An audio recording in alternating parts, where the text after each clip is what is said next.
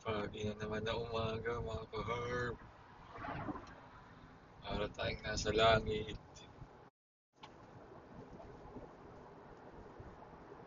6:47 yun ng umaga. Nung nag-umpisa ako mag-drive, madilim na. Madilim pa. Ito naman, fog naman ngayon. Grabe yung pagkapag ano. Para kang nasa ano. Tulad sa Tagaytay pagka malamig. Kasi ngayon ay ano na, 8 degrees. 8 degrees na ang temperature. Tinitingnan ko bumababa ang temperature. Kasi fall na. So, ganito sa umaga. Lalo na doon sa mga ano, mga farm area. Ito farm area to eh. Kaya ano, foggy pagka malamig. Ingat lang tayo sa pagdadrive.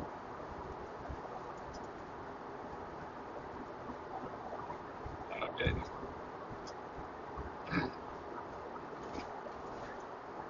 Hindi ko inaasang ano, hindi ko in-expect na makakapag-drive ako sa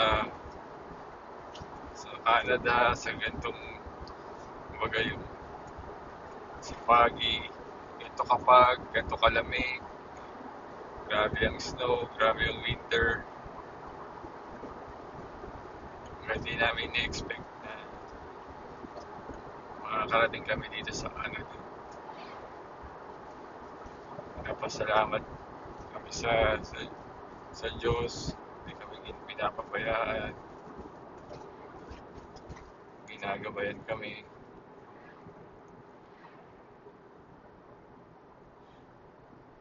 So yan, pagdating dito sa ano, medyo mawawala na yung pag doon na sa mga kabahayan.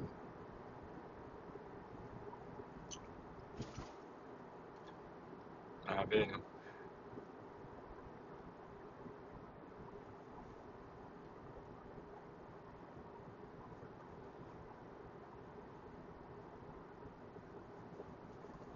So, mahirap na ngayon, ano, no? Mas pinaigpit na nila yung ano, ah, mga temporary resident application. Tulad ng visit visa, di ka na pwede mag-work. Tapos ang mga international student, hindi siya may mga limitasyon na no bago mabigyan ng ano ng PGWP o postgraduate work permit. Tapos hindi mo meron na ring restriction sa pag-sponsor mo ng pamilya mo. Tapos pati sa TFW hindi yun nga isang taon na lang ang renewal tapos kay ang i-hire na lang 10% per company, 10% ang TFW. So, ang dami na pong restriction. Kasi mahirap talaga akong maghanap ng trabaho ngayon. Actually, ano, parang napapansin ko, parang nakapost. Tapos, hindi ka naman natatawagan. Siguro dahil sa sobrang dami nang nag-a-apply. Kaya, kaya ngayon po, medyo mahirap maghanap ng trabaho kung papasok ka rito na international student or pag temporary foreign worker ka at na-hire ka, yun may edge ka na. Pwede kang habang nandito ka, pwede ka na maghanap ng pathway mo para maging PR ka. Pero sa mga nagbabalak pa lang po na international student, pag-isipan nyo po no, kasi malaking pera gagastusin nyo tapos yun nga, walang kasiguraduhan kung mabibigyan kayo ng PGWP or makakasama niyo yung pamilya mo, asawa mo, o magiging open work permit. Kasi nga, nililimitahan na nila yung ano, temporary residence sa Canada.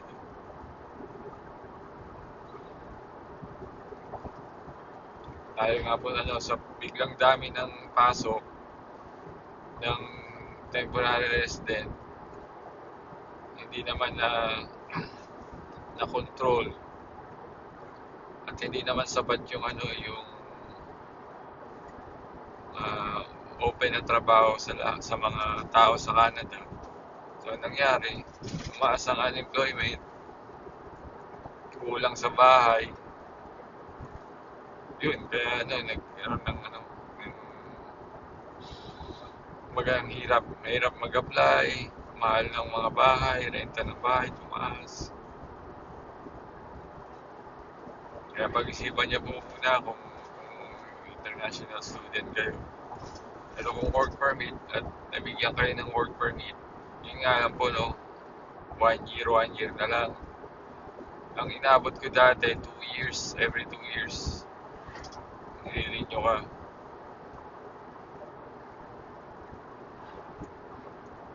Ganun talaga po ang pag-immigrant ka. Kahit ako nung nasa Singapore, pabago-bago po. Lalo na pag nagreklamo mga local. Nung dati, work permit, pwede mong work pag espas ka sa pwede mong i-sponsor yung yung pamilya mo. Binago din nila yun. Hindi ka pwedeng hindi na daw ako pwedeng mag-sponsor ng pamilya ko. Hindi ko na pwedeng maging dependent yung asawa at anak ko. Kaya naghanap ako ng ibang country tulad ng ito, Canada. Doon tayo pinalad. Ganyan talaga po. So, kaya dapat once na nagkaroon kayo ng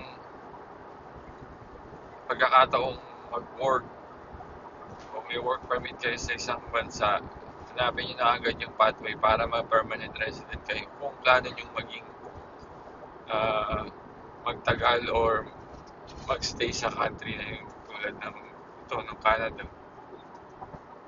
Sa Singapore, hindi naman nagbibigay ng PR dun basta-basta. Unless businessman. Kumbaga kung may papasok ka na business sa bansa, ibigyan ka nila ng permanent resident. Kaya naghanap ako ng ibang country. Kahit sa Australia ngayon, nag-iigpit na rin sa international student. So paigpit na nag-igpit, pero pagdating po ng panahon at nag-okay na yung ekonomiya, mag-o-open din naman yan kasi sabi nga ng mga mas matatagal pa dito, nangyari na dati yan at in-open ulit. Dati nga after 4 years ng contract mo pa kailangan mo lang umuwi after 4 years ng work permit. Ngayon mas lalong mahigpit, 1 year na lang. Maganda naman doon kung ang linya mo ay agriculture, healthcare, tsaka construction, may pag-asa ka. Pag-asa ka ditong walang restriction sa ganung mga field. Ayun, medyo wala na yung fog. Basta doon sa mga may bahay, okay siya. Wala na masyado yung foggy weather. Malamig kasi, malamig na eh.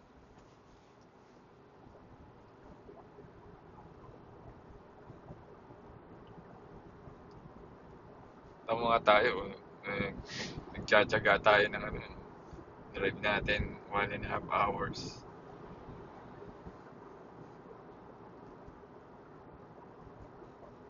Hanap tayo ng maganda yung sweldo, benefits para sa pamilya. Kasi syempre, sa pagtagal mo dito sa Canada, gusto mo naman kahit paano. Sabi nga nung kaibigan ko Canadian sila, nung bago pa lang ako, sabi niya, ang lagi mong iset, ang goal mo dapat, ang sweldo mo nataas, sabi niya ganun. Kasi nga, tumataas din ang ang bilihin, gastusin, o yung tinatawag na inflation. So dapat, try mo na tumataas yung sweldo mo. Tapos hindi lahat ng company magbibigay ng increase sa'yo. So dapat pagka nag-apply kayo, alamin niyo na kung paano yung nila, kung ano yung benefits, paano yung sweldo, paano yung increase. So sa experience ko, no, yung dalawang company ko na pinasukan dito, dalawang unang company ko, kailangan mong i-ask pa yung increase. Hindi siya yung yearly bibigyan ka ng increase. Parang kailangan mo pang yung mamalimos o ipaalala sa kanila na, hey, kailangan mo ko i-increasean. Parang gano'n. Eh ako mahihayin ako eh. So every 2 years ako nagtatanong noon time na yun. So doon ko nalaman na na may company na gano'n. Pagka hindi mo pinaalala sa kanila,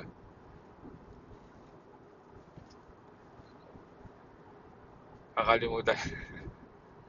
Kaya mas maganda yung yung sa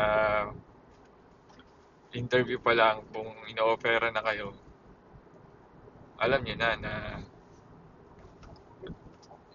kumbaga mabibigyan kayo ng kailan ng increasean, kung may ano pa bang may bonus ba, ano pa bang benefits, mga ganun.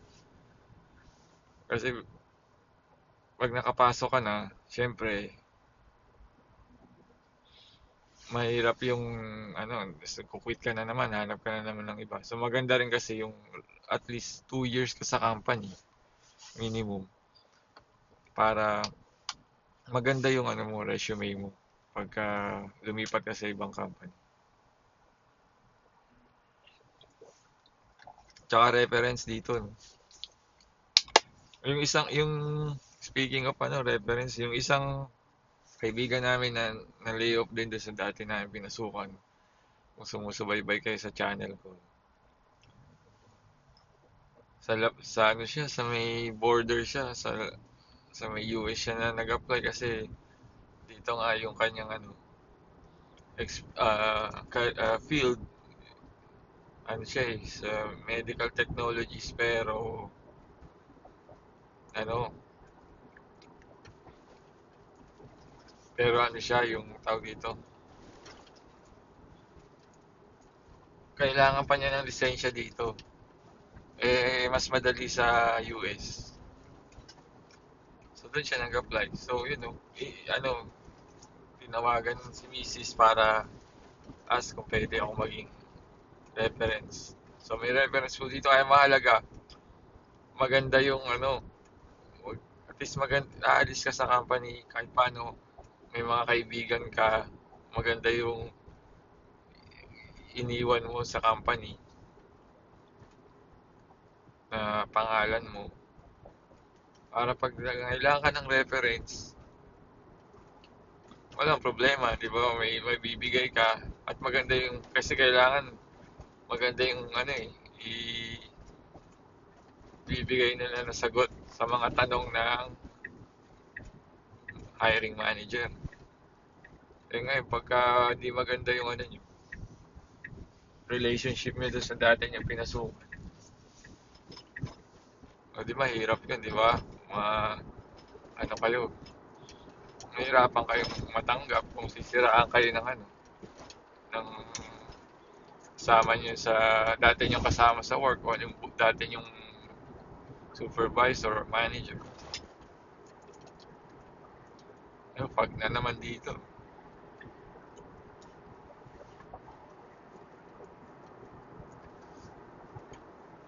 ito, itong tulay na to, lake, lake yung tubig din dyan.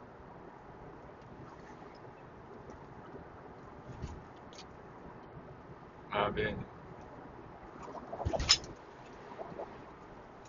Ayun, nasa ano siya, siya sa ano nag-apply sa ibang kasi nga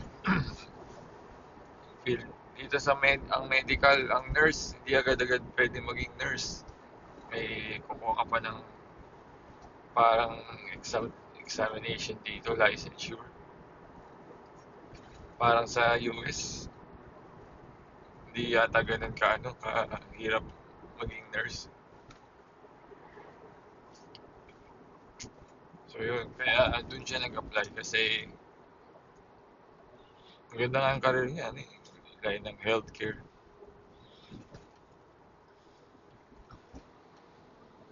Kasi yun, secure ka dahil hindi man talaga yun. So iba-iba po yung ano, no, struggle ng mga kababayan natin, naming mga nag-abroad. Tayo, tamo, layo yung dinadrive natin. Tapos yung isa kong kasama sa work, nag-a-apply pa siya sa ano, sa Starbucks tsaka McDo, part-time. So, gusto niya kumita ng ano, ng extra. So, sa free time niya, gusto niyang gamitin niya sa ano, sa pagtatrabaho. So, ano po, no, yung iba nga po, ano eh, double job, triple job. So, hindi po mo, ano, madali. Kasi minsan pagka, ano eh, pag nasa Pinas ka, iniisip mo, madaming pera yung ano, yung kaibigan mo, kamag-anak mo na nasa abroad. Hindi yun, kumbaga, marami pong ano, mga gastusin dito. Kaya dapat ano, maintindihan niyo rin na kung kumbaga kumikita nga sila ng dollar, pero ang gastos dito rin. Maraming taxes po dito, maraming insurance, mahal ang bahay. Kailangan mo ng sasakyan, eh, sasakyan kailangan ng gasolina, maintenance, ng insurance. Ang insurance ngayon, ang mahal. Tapos dito, pataas ng pataas ang presyo. So ngayon kung hindi sumasabay yung ano mo, yung sweldo mo sa pagtaas, nahirap, nahirap po. Kaya yung iba ano, yung mga nagre-retire, hindi dito nagre-retire. Gahanap sila ng bansa na yung pension nila na binibigay ng Canada ay sapat para panggastos. Kasi nga, ano eh, mahal yung bahay pa lang, magkano na. Renta pa lang po.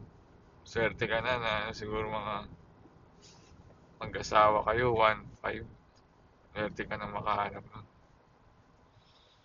Ganun po, no? Kaya, ano, kailangan, ano, sana maintindihan niyo yung, ano, yung mga kamag-anak sa ibang bansa. Hindi po ganun kadali ang buhay dito sa Canada.